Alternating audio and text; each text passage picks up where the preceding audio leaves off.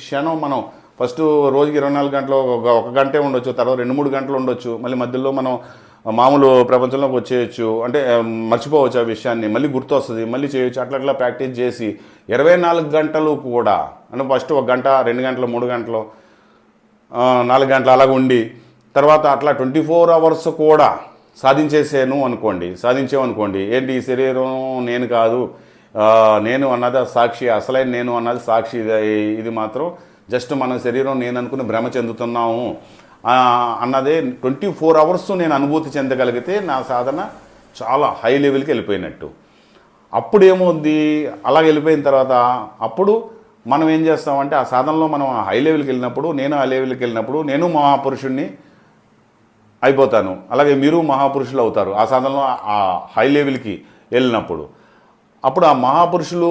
మహాపురుషులు అయినప్పుడు అప్పుడు